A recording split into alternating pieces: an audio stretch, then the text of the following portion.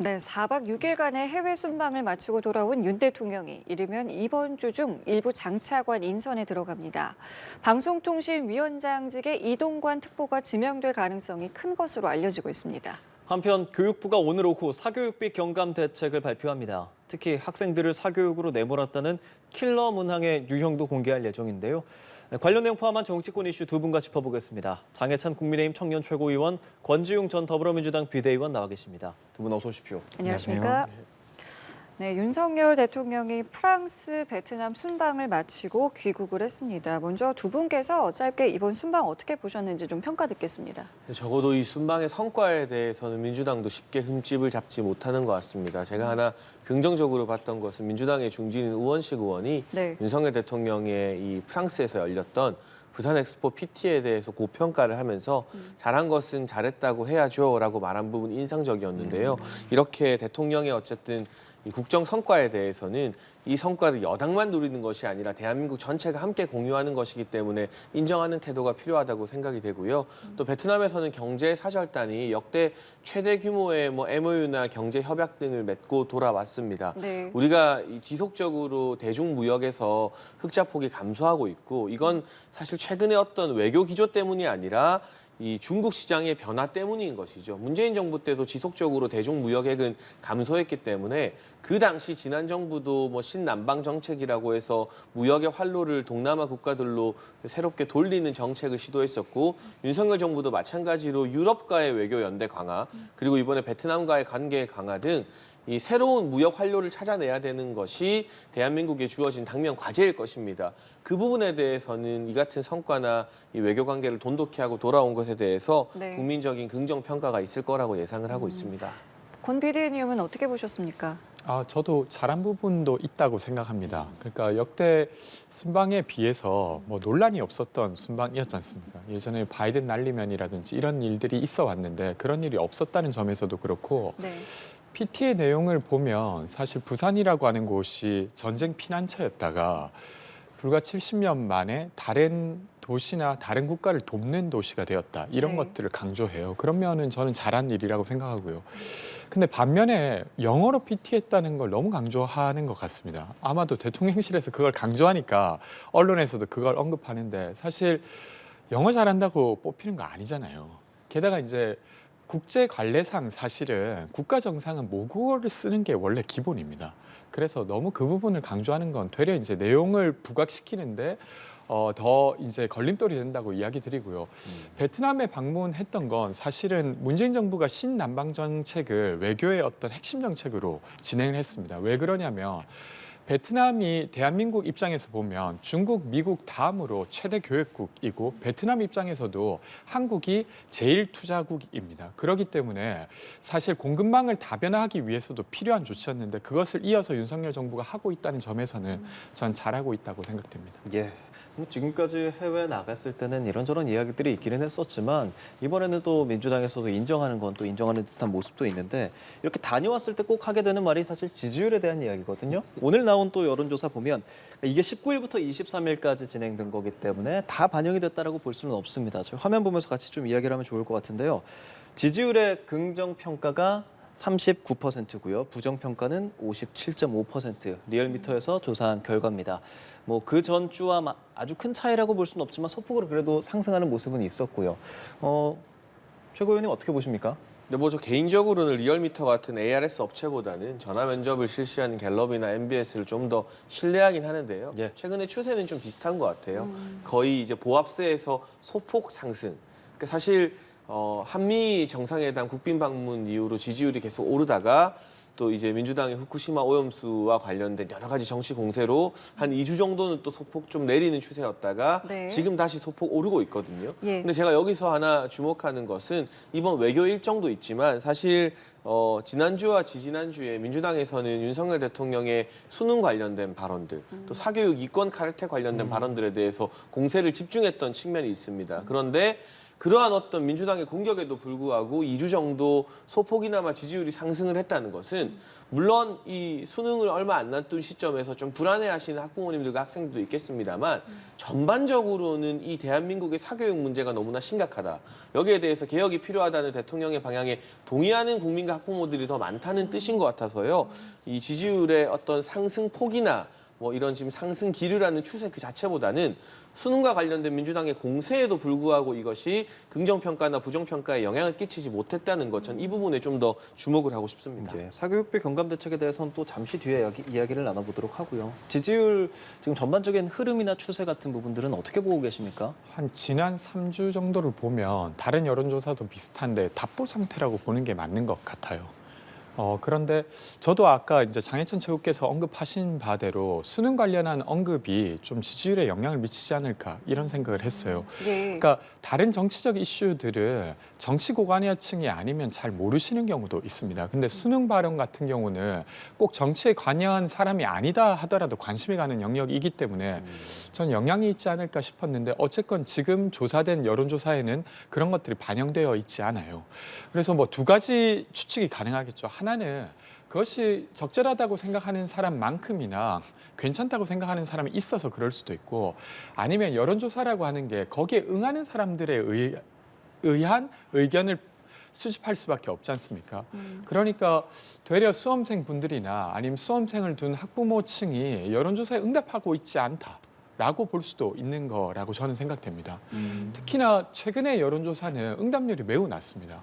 그러니까 과거에 이제 원래 이제 전반적으로 응답률이 낮은 편이지만 지금은 훨씬 더 낮은 상태이기 때문에 되려 이제 여론에 영향을 미치고 있는 국민들이 여론조사에 응하고 있지 않아서 이런 결과가 나왔을 수도 있겠다 싶은데 이것은 좀 더 지켜봐야 저희가 파악할 수 있지 않을까 싶습니다. 예. 자, 이렇게 외교의 시간을 마친 윤 대통령 이제 곧 장차관 일부 인선을 할 것으로 보입니다. 들리는 이야기로는 뭐 장관 2~3명, 뭐 차관은 10명 안팎 정도인 것 같은데 뭐 어떤 배경으로 좀 저희가 봐야 되겠습니까? 근데 뭐 저도 인사에 대해서 제가 발표하기 전에 뭐라고 말씀드릴 수는 없습니다만 네네. 지금 언론 보도 내용을 토대로 좀 전망을 하자면 예. 장관 인사보다는 차관 인사에 좀 주력하는 것 같아요.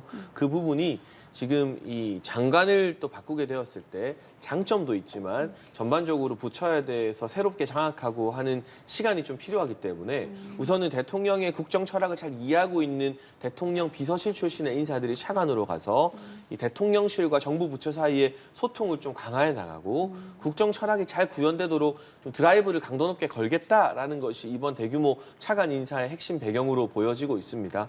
그 부분에 있어서는 아무래도 이 집권 초부터 대통령을 보좌해온 대통령 비서실의 인물들이 비서관급 인사들이 차관으로 가게 되면 여러 가지 소통에도 강화가 될 것이고 국정 철학의 드라이브를 거는 부분에 있어서도 장점이 있을 것으로 보여지기 때문에 그리고 장관들 입장에서도 차관이라고 하면 이 부처의 공동 책임자인데 이 차관이 교체된다는 것 자체가 좋은 의미의 부담감으로 작용할 수 있거든요. 그래서 이 장관들의 어떤 업무의 새로운 또 동기부여 또 때로는 어떤 질책이 될 수 있는 인사라고 생각하기 때문에 이 부분은 좀 지켜봐야 될 것 같고요. 장관 인사는 아무래도 국회로의 복귀 의사를 강하게 밝히고 있는 권영세 통일부 장관 정도 선에서 일단은 뭐 가름이 될 것 같고 후속적인 개각이나 이런 부분은 뭐 하반기 이후로 또 시간을 두고 고민하시지 않을까 싶습니다. 그 인사청문회라는 어떤 높은 벽 때문이 아니겠느냐 이런 뭐 추측도 있던데 뭐 이 부분은 그럼 어떻게 보세요? 근데 이제 인사청문회라는 것이 상당히 부담스럽다는 것은 정권이 바뀔 때마다 여당에서 똑같이 하는 이야기거든요. 지난 문재인 정부 때도 그 당시 민주당이 여당일 때는 인사청문회를 뭐 2단계로 나눠서 하자. 개인 신상과 관련된 것은 비공개로 먼저 하고 그게 통과된 후보자에 한해서 2차 정책 청문회를 하자는 이야기까지 구체적으로 나왔습니다. 그 부분에 대한 어려움은 다 있겠죠. 하지만 청문회 무서워서 장관 인사를 못한다는 것은 말이 되지 않고요.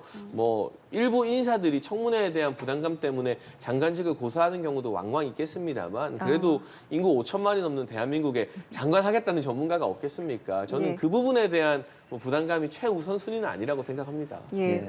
자, 그리고 뭐 복귀가 좀 무산된 한상혁 전 방통위원장 자리에는 이동관 특보가 결국에 지명이 되겠느냐 이 부분도 좀 관심사인데 좀 어떻게 지켜보고 계십니까? 우선 일단 차관 인사 관련해서 좀 이야기 드리면 저는 이 사실은 장관을 바꿔야 된다는 이야기는 계속 뉴스로 나왔었는데 제대로 진행을 못하고 있어요. 네. 저는 국정 운영의 실력이 드러나고 있는 거라고 생각하는데요. 그러니까 인사의 풀을 형성하지 못하고 있는 겁니다. 그리고 그전에도 장관 인사를 보며 아빠 찬스 등으로 계속 논란이 있었고 최근에는 정순신 국가수사본부위원장이라든지 이동관 특보까지 포함해서 학폭 논란이 있는 사람들을 계속 인사하려고 하고 있는 상황이에요.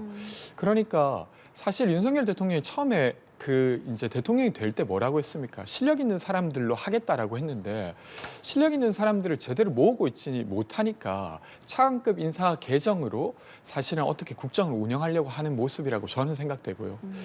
두 번째는 차관 인사를 비서관에서 파견하겠다는 식으로 이야기를 하고 있어요. 네. 사실은 정부를 운영하려고 하면 부처를 설득해야 됩니다. 부처에 있는 공무원들을. 근데 그것을 설득하는 방식이 비전과 내용으로 설득하는 것이 일반적인데 자기 사람을 보내서 그 부처를 장악하겠다는 방식으로 윤석열 대통령의 대표적인 어떤 인사 방식이 또 드러난 거라고 생각됩니다. 그럼 저는 일시적으로는 그 부처가 윤석열 대통령의 비전에 따르는 것처럼 보이지만 실제로 내용적으로는 설득이 안 되기 때문에 나중에 문제가 생길 수밖에 없다고 생각해요. 그래서 지금 그 장관 인사는 못 바꾸고 차관 인사만 하고 차관 인사는 다 비서관에서 파견하는 방식의 인사는 저는 후과가 분명히 있을 거라고 생각합니다. 예. 네. 조금 전에 여쭤봤던 한상혁 전 방통위원장 이제 신청이 기각되고 이동관 특보가 이제 될 것으로 보인다 뭐 이런 보도들이 많이 나오고 있는 상황에 대해서도 좀 여쭤볼게요. 저는 이것도 좀 상황이 제가 생각할 때 의아한데요. 그러니까 한상혁 위원장이 면직된 근거가 기소되었기 때문이지 않습니까? 근데 기소라고 하는 건 검찰의 판단입니다. 근데 이제 법원이 사실은 지금 김태호 차장 국가안보실의 김태호 차장과 관련해서도 유죄 판결을 내린 게 있고 김관진 전 장관이었던 분이 대통령실의 직속위원회인 국방혁신위원회 위원으로도 있어요. 근데 이분들은 법원의 판단에 의해서도 유죄를 받았음에도 불구하고 임명을 계속 유지하고 있고 한상혁 위원장 같은 경우는 기소되었다는 이유로 사실 면직당했습니다. 그러니까 지금 정부가 일관성 있는 어떤 기준을 가지고 면직과 어떤 유지를 진행하고 있는 게 일단 아니라는 것이고요. 그리고 내용적으로 볼 때도 사실 문재인 정부가 임명했기 때문에 찍어내기 하고 있는 거라고 생각을 할 수밖에 없는 상황 같습니다. 예. 그리고 뭐 전현희 권익위원장 내일 임기가 끝나고 오늘 퇴임 기자회견도 했더라고요. 보니까 뭐 윤석열 정부가 성공할 길 저 역시도 빈다. 국민을 위한 정부가 되길 바란다라는 이야기하고 후임으로는 김홍일 전 대검 수사부장 유력하다라고 검토되고 있는데 한상혁, 전현희 이런 수장들이 교체됨으로써 국정 운영에는 더 긍정적인 탄력을 받을 것이다라고 좀 기대하고 계십니까? 당연하죠. 근데 국정 철학을 공유하는 사람들이 주요 기관장에서 대통령과 함께 이 국정 철학 구현을 위해서 노력해야 되는 것이 기본적인 대통령제의 상식인 것인데 사실 국회 입법 미비로 매번 정권이 바뀔 때마다 낙하산 인사, 알박기 인사의 임기 논란이 있어 왔습니다. 그런데 그동안은 법이 완비돼 있지 않아도 정권이 바뀌면 대부분 전 정권에서 임명된 인사들이 그래도 분기를 넘기지 않고 물러나는 모습을 보여줬었습니다. 특히나 문재인 정부가 출범했을 때는 탄핵 이후에 수립된 정부라는 것을 근거로 삼아서 대대적으로 공공기관 물갈이를 하고 이런 알박기 인사 논란은 거의 있지 않았었거든요.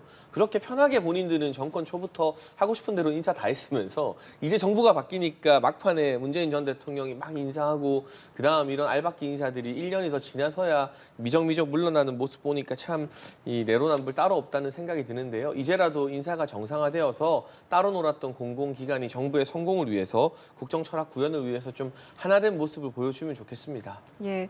그럼 지금 뭐 유력할 것으로 거론되고 있는 뭐 이동관 특보라던가 김홍일 전 대검 중앙수사부장 같은 경우에는 뭐 적임자라고 좀 판단을 하시는지요? 네, 인사라는 것은 이제 발표가 나야 공식적으로 확정되는 것이기 때문에 예. 그 이후에 좀 더 구체적인 평가를 할 수 있겠습니다만 예. 민주당에서 제기하는 여러 의혹들에 대해서 추가적인 실체가 지금까지 나온 것이 없고요. 적어도 업무 능력 그런 부분에 있어서는 앞선 이 한상혁 위원장이나 전현희 위원장보다는 훨씬 더 나은 경력과 전문성을 겸비한 인사들이라고 판단하고 있습니다.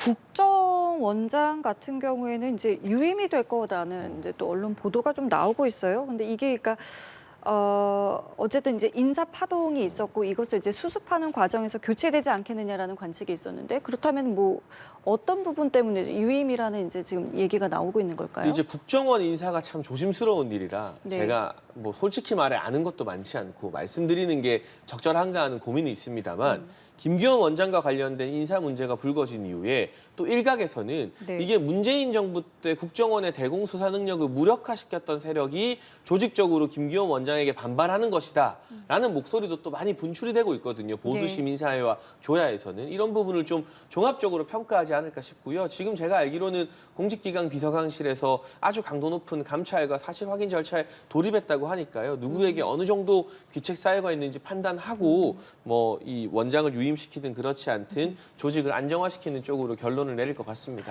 네, 말씀하신 것처럼 뭐 이게 지금 다 이제 언론 보도에서 뭐 이런 추측이 있다, 뭐 이렇게 보고도 보여진다라는 것들인데요. 지금 뭐 이름이 거론되고 있는 이제 인물들의 어떤 면면들을 볼 때 어떻게 좀 보고 계시는지요?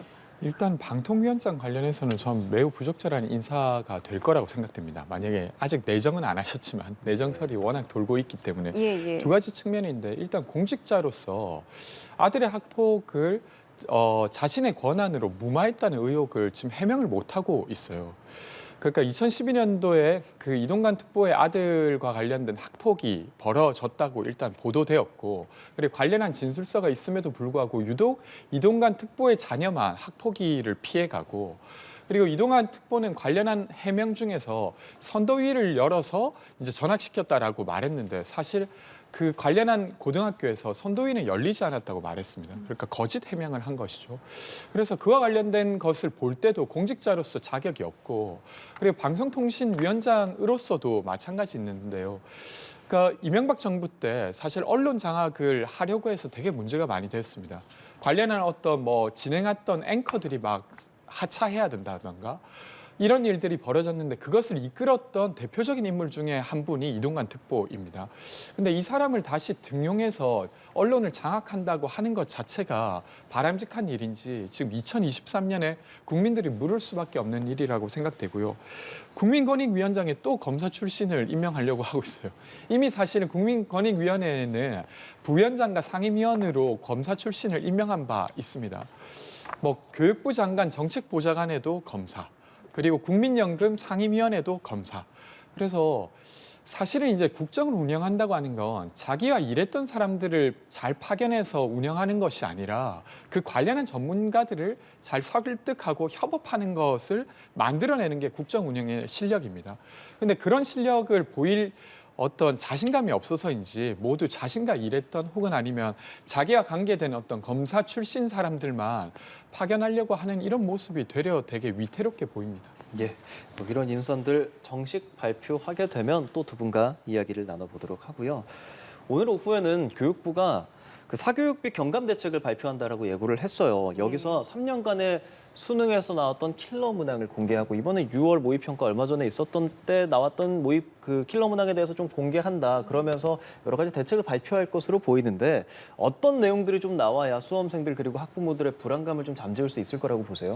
기본적으로 공교육 과정 외에서 사교육을 하지 않으면 풀 수 없는 킬러 문항을 배제하되 그럼 공교육 과정 내에 어떤 식으로 변별력을 높이는 난이도 높은 문제들을 설계할 것인가, 여기에 대한 명확한 기준을 교육부가 제시해줬으면 좋겠고요. 예. 동시에 이 연 26조 원 규모, 지난 정부에서 1년에 2조씩 폭증한 사교육 시장, 이로 인해 학부모들의 부담이 너무나 가중되고 있는 현실인데 이 사교육 부담을 어떻게 완화시킬 것인가에 대한 종합적인 대책도 가지고 나왔으면 하는 바람이 있습니다. 저희가 뭐 1년에 수백억 버는 일타 강사들 그 개인을 지금 뭐 타겟팅해서 저격하는 것이 아니라 예. 학원 강사가 1년에 몇백억을 버는 구조 자체가 그럼 과연 정당한 교육 시장인가에 대한 본질적인 의문을 많은 국민들이 가지고 계실 것입니다.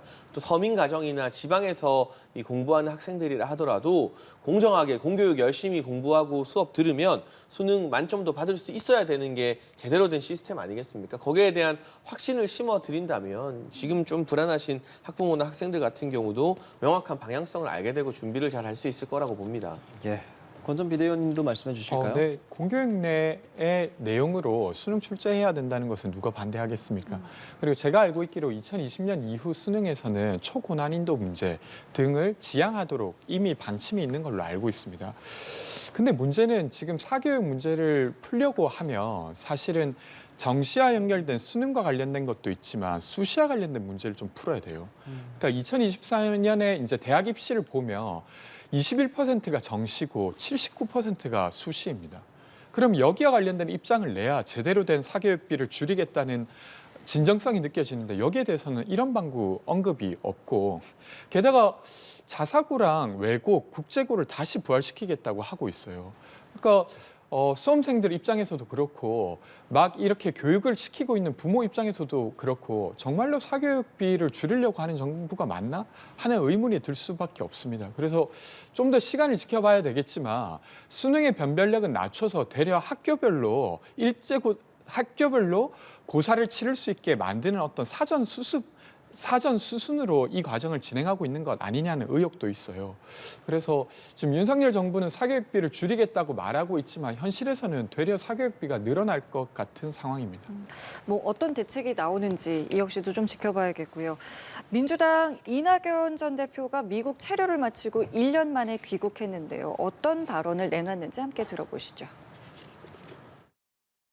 지금 대한민국은 나라가 국민을 걱정하는 것이 아니라 국민이 나라를 걱정하는 지경이 됐습니다.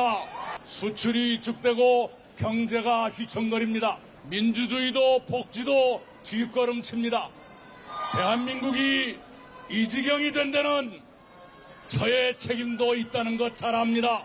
저의 못다한 책임을 다하겠습니다. 이낙연 전 대표가 어제 귀국을 했는데 혹시 좀 어떻게 보셨는지요? 네, 백시장도 만들어야 될 어려운 시국이어서 모두가 힘을 함께 모아야 못다한 책임이라는 언급을 한 민주당 이낙연 전 대표의 귀국 모습 보셨고요. 이재명 대표 같은 경우는 이제 백지장도 맞들어야 된다라고 이야기를 했습니다. 어떻게 보세요? 이제 이낙연 전 대표가 오면은 무엇이 좀 달라지겠느냐라는 관측은 뭐 저희가 여러 차례 좀 얘기를 나눈 것 같은데 지금의 상황에서의 역할론 뭐 어떻게 좀 보고 계세요? 민주당 입장에서 여러 인재들이 있는데 네. 그중에서 이낙연 전 대표가 가지고 있는 어떤 리더십은 이재명 대표가 가지고 계셨던 리더십과는 좀 다릅니다. 저는 이것을 잘 포용하는 것이 지금 민주당의 위기를 극복하는 데 되게 중요하다고 생각하고요. 이런 점에서 이재명 대표께서 백지장도 맞들어야 하는 상황이다라는 네네. 발언을 공식적으로 했어요. 저는 이낙연 대표가 가지고 있는 어떤 역량을 민주당에 함께 하면 좋겠다라고 한 메시지라고 저는 생각되고요. 그렇게 할 수 있는 구체적인 방법을 이재명 대표께서 제시하는 게 저는 맞다고 생각합니다. 그래서 그런 과정을 통해서 뭐 내년 총선이든 아니면 내년 총선이 아니라도 앞으로 남은 기간 동안 민주당이 야당으로서 해야 될 역할을 할 수 있게 해야 되지 않을까 싶습니다. 어떻게 보세요? 좀 어떤 변화라는 게 있을 거라고 보시는지요? 뭐 백지장 잘 맡으셨으면 좋겠고요. 네. 제가 뭐 남의 당 사정에 대해서 뭐 이러쿵 저러쿵 말하는 것도 좀 우습지만 어쨌든 이낙연 전 대표가 돌아왔으면 네. 민주당 내부 혁신에 대한 목소리를 내야 됩니다. 지금 김은경 혁신위에서 불체포 특권 당론으로 받으라고 했는데 민주당이 미적미적거리고 있잖아요. 네. 오늘 민주당 최고위에서도 그 부분 따로 의결하지 않았더라고요. 이런 기초적인 혁신조차 못하는 모습에 대해서 이낙연 전 대표가 개딸들의 비난을 받더라도 메스가 될 각오를 하고 수술하자라고 말을 해야지 그게 아니라 그냥 정부 비판만 답습하면 이미 이재명 체제의 민주당과 다를 게 하나도 없는 부분이기 때문에 과연 민주당 내부를 향해서 아픈 소리, 혁신의 소리, 자성의 소리를 할 수 있는지 없는지가 이낙연 전 대표 행보의 중요한 분수령이 될 것 같습니다. 예, 국민의힘은 사과부터 하라라는 입장도 내놓고 있는데 민주당에선 사실 뭐 친명계, 비명계 뭐 이런 이야기들이 계속 나오고 있잖아요. 이낙연 전 대표가 정치권에 좀 직접적으로 등장하면서 민주당 안에서의 좀 구체적인 어떤 역할을 할 수 있을까? 안에서 좀 논의되거나 혹은 좀 이렇게 하면 좋겠다라고 얘기되는 것들이 좀 있습니까?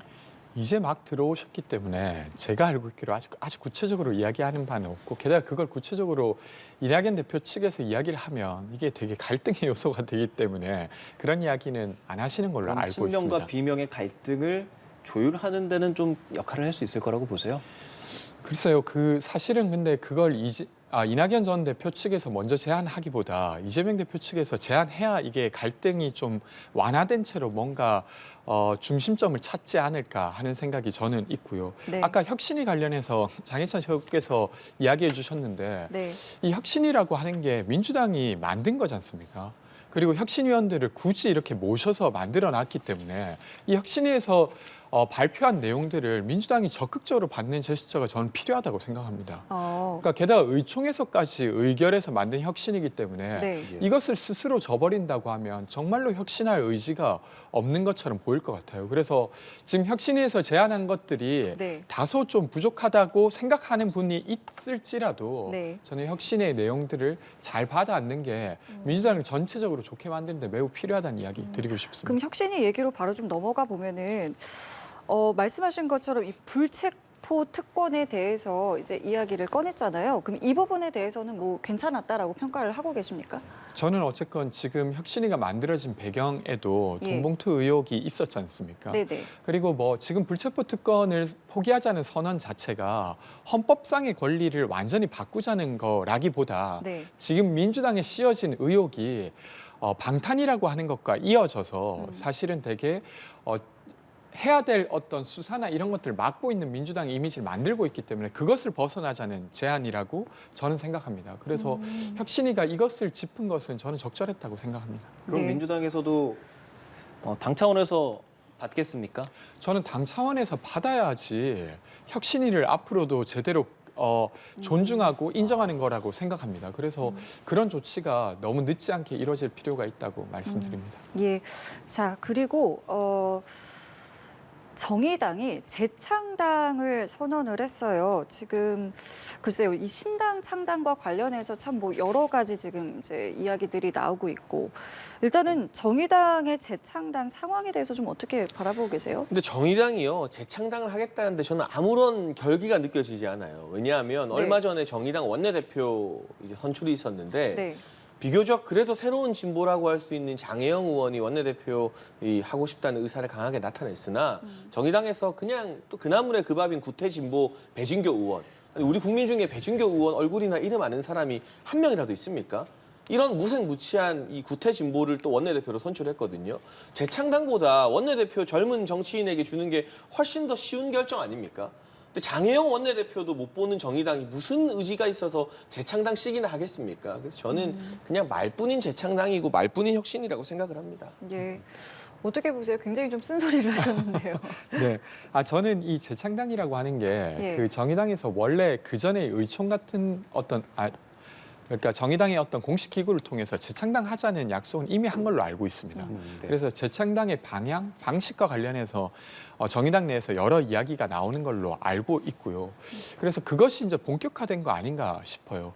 그래서 뭐 장혜영 의원이나 류호정 의원이나 몇몇 의원들도 자신들이 생각하는 재창당의 비전을 이야기하고 있고 이정미 대표께서도 거기에 대한 입장을 낸 걸로 알고 있습니다. 그래서 타당이긴 하지만 그런 여러 집단들의 어떤 논쟁 속에서 정의당이 길을 찾지 않을까 싶습니다.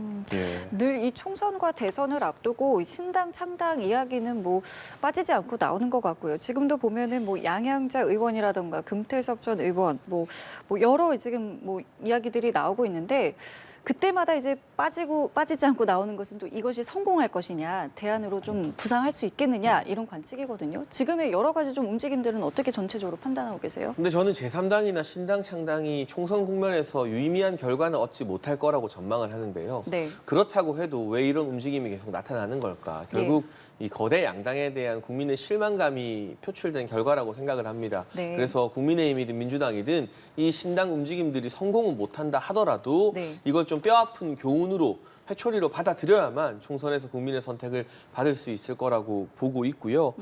신당 같은 경우에는 성공하기 위해서는 강력한 대선 주자라는 구심점이 정치적으로는 꼭 필요하죠. 네. 근데 지금 현재 논의되고 있는 신당에 대선 주자급 인물들이 없기 때문에 제가 정치적 전망을 좀 어둡게 보고는 있습니다만 네네. 인물은 없어도 노선이나 정책 차원에서 뭔가 새로운 길을 제시해 준다면 네. 그것이 여야에게 모두 건강한 자극제가 되지 않을까 싶습니다. 예, 어떻게 좀 보고 계시는지요? 저는 좀 비슷한 생각인데요.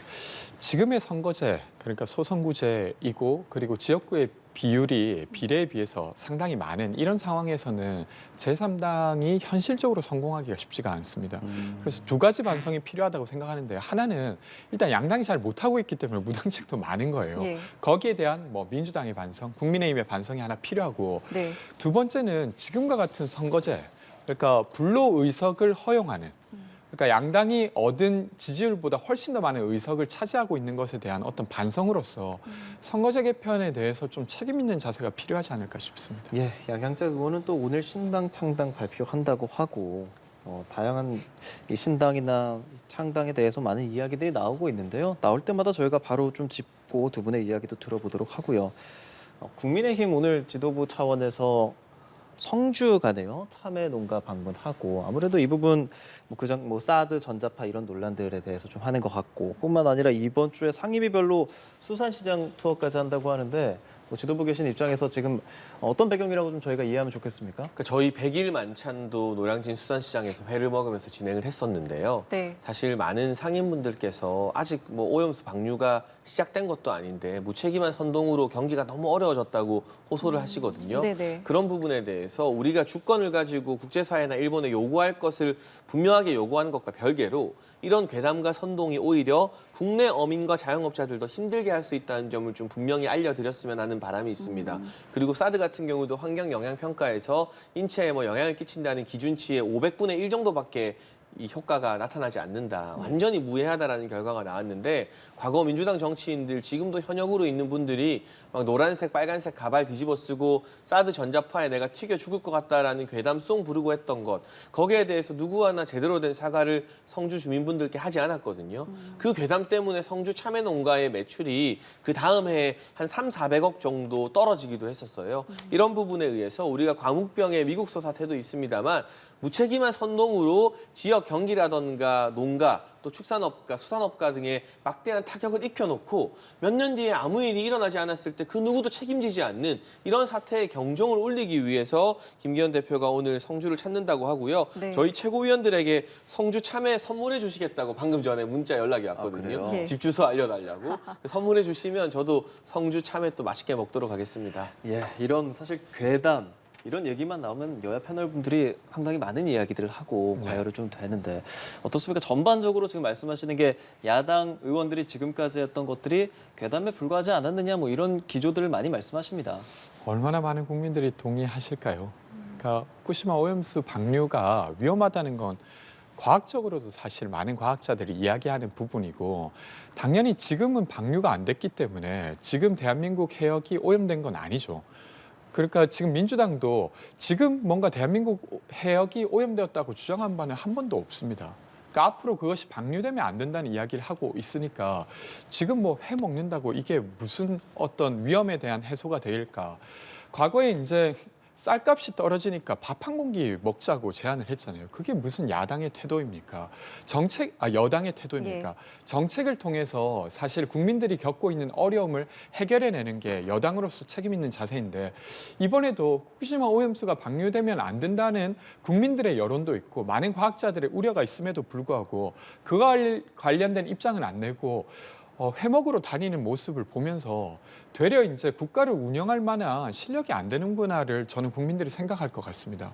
그래서 단지 괴담으로 치부할 문제가 아니라는 것을 분명히 이야기 드리고 근데 싶습니다. 한번 수산시장 가보세요. 저희가 갔잖아요. 100일 만찬 때 지지난주에 정말 고마워해 주시고 좋아하시더라고요.